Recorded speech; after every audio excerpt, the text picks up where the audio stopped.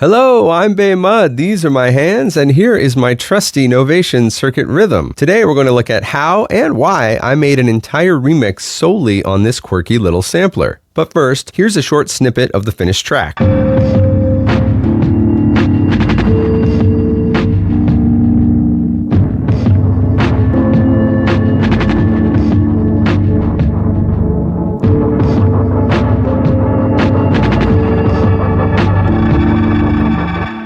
So why, out of all possible options, including much more powerful things like my beloved Deluge, did I choose the Circuit Rhythm for this remix? A few reasons. It's got a fun workflow, its limitations force creative decisions, and it's an example that you don't need the newest, most powerful gear to make something worthwhile. In fact, you might have something you own that fits a similar description that you could use to push something forward. Overall, the Circuit Rhythm's 8-track workflow keeps me disciplined and ultimately makes finishing a track easier as there's no option paralysis. As for the project itself, friend of the channel, Phil, hi Phil, who made the L6 companion app I covered earlier, reached out looking for artists to remix his last Nautical Artifacts album, Freight, which is great, by the way. I'll link to it in the description. I chose the track Drain as I loved the percussion and overall vibe, so we sent over the stems and I got to work. Here's a snippet of the original for context.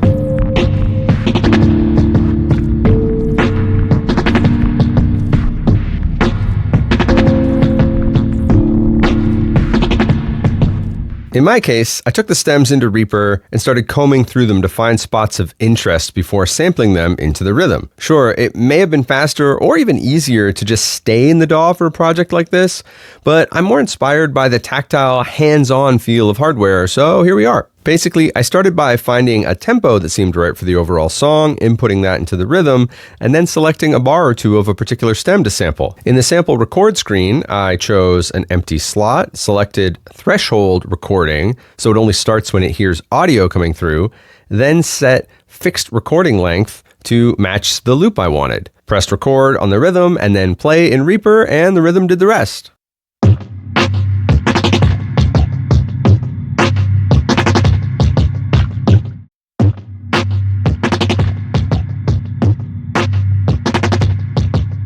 One-shots and other sounds were handled similarly. I just turned off the fixed recording option and adjusted the length as needed via the start and end settings on the rhythm. Here's where we hit one of the first limitations of the rhythm though, as it only samples in mono.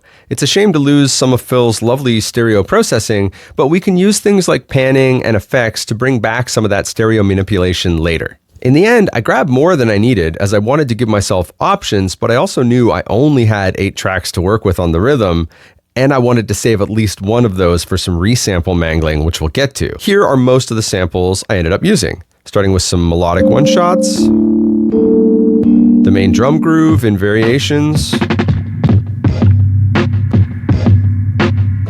secondary drum groove, bass, a processed pad, a bit of ambience, and then something choppy, which we'll use later. In my limited remix experience, I usually try to respect the original song's vibe while adding or mangling things to recontextualize it a bit. In this case, the song has 2 main drum grooves,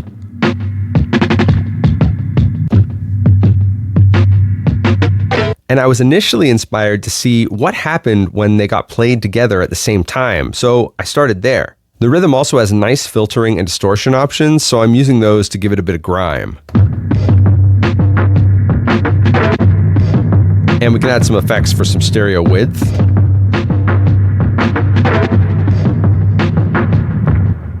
In the finished remix, I saved the simultaneous drums for a build-up in the second half, but it was the inspiration for the overall direction. Another trick I love doing is pitching samples up and down by full octaves. For example, let's take the process pad sound from the stems, and by using Note View, we can have it play back at higher and lower octaves. And the higher this one gets, the more it starts to sound like a sort of trumpet and makes for a nice riser. So lower an octave, standard, up, and higher. In fact, we can sequence each of these variations into its own pattern, then chain 4 of them together resulting in a build that gets used throughout this remix. To me, that's a fun example of referencing a sample's original intention while also pushing it to become something new, which is, I guess, what a remix is all about. This octave trick gets used all over the place in this remix and can sound great when dropping things down for texture. Here's one of the main drum loops used in the same way. Normal, lower.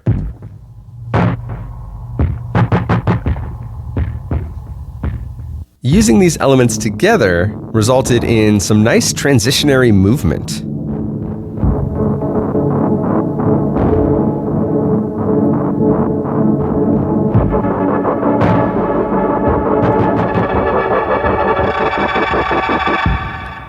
I'm also a big fan of the rhythm's grid effects, but I don't actually use them much in a song, more to help in resampling. For example, it's fun to get a sequence going, then add options like the filter or gator, and resample the result. Case in point, that's how I got the choppy sample that ends up being the outro of the whole remix.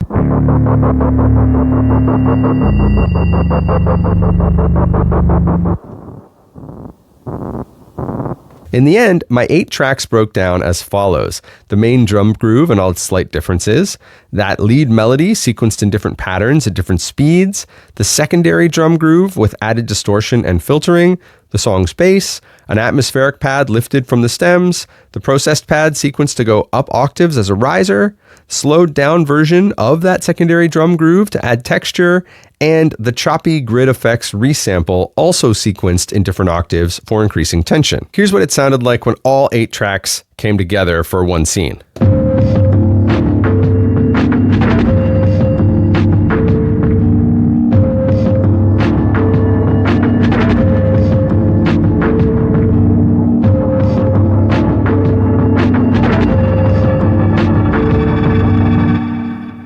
Once I had all my elements in place and a general idea for the structure, all that was left was to arrange it into scenes that could be triggered and played back in order. For example, the first few scenes are the intro, and then scene 3, the drums join in, etc. Even though the song is pretty short, I still ran out of scenes, so there were instances where I had to manually mute tracks as I live recorded the master output into Reaper.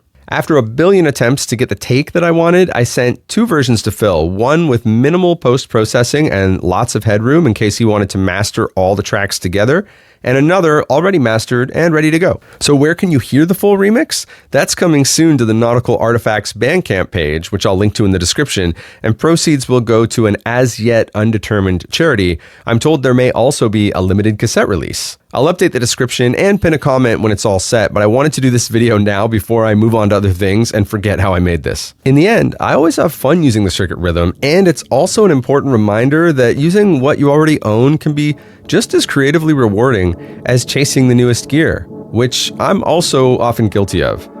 Do you have a piece of gear you always want to go back to or think I should check out for this type of workflow?